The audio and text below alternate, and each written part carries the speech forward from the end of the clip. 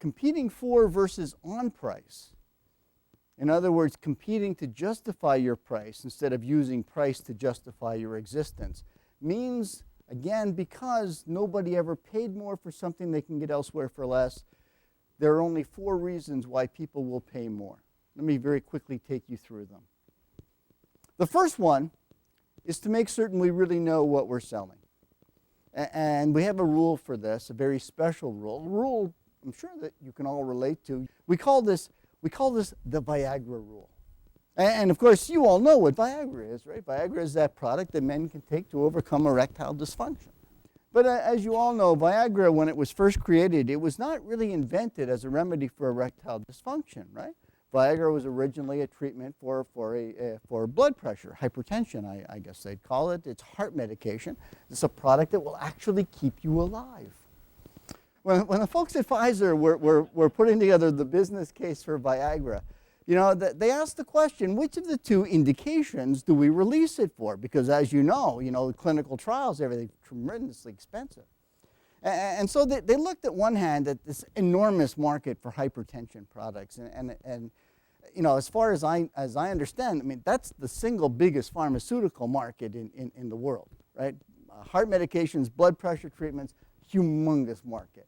And a market that was expected at the time of Viagra's launch to absolutely explode because of the maturation of baby boomers, in particular men after the age of 40 and so on and so forth.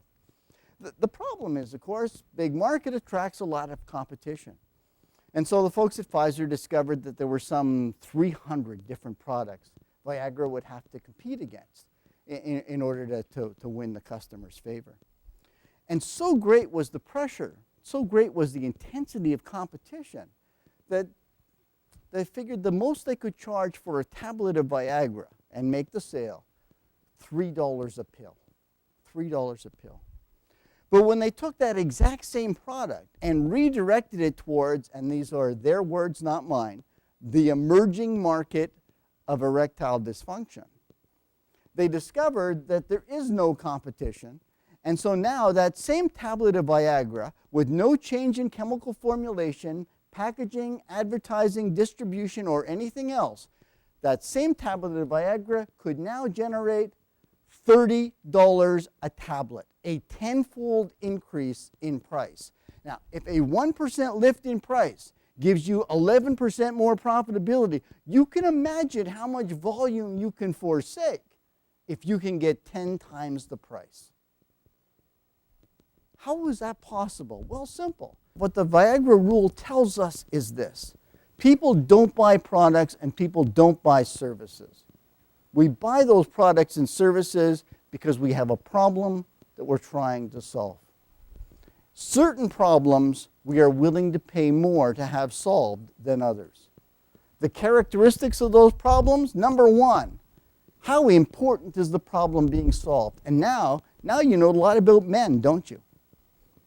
Think about it. For $3, we'll keep you alive.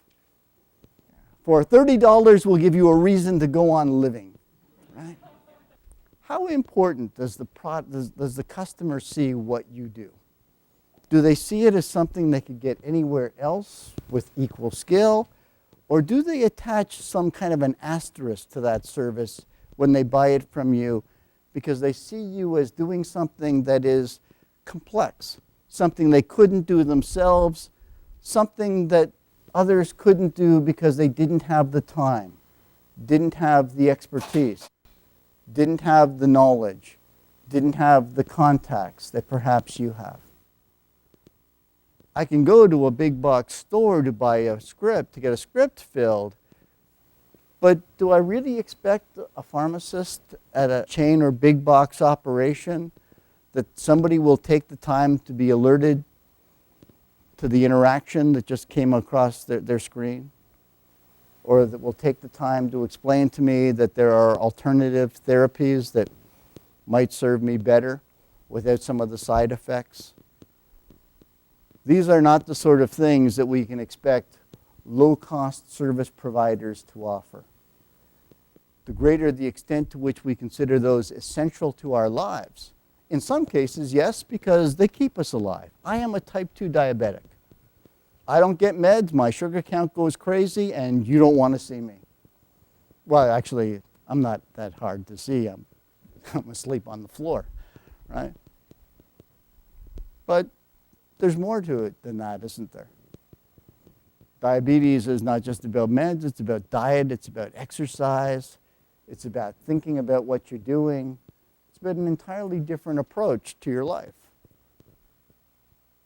If I see you as serving that life as opposed to serving that disease, I'm a lot more reluctant to trade that off for a couple of pennies, especially when a drug plan is making it up. So the notion here is if you want to compete on price, then you have to give people the right justification for doing business with you. You can't simply let them think about you as a place to go and pick up their script. There has to be a place to go to live a better, a more productive, a more comfortable life. You're not giving me a drug, you're giving me the potential to lead a better life. And if you can get people to start to think about you that way, then all of a sudden some of the things you're doing is creating real value.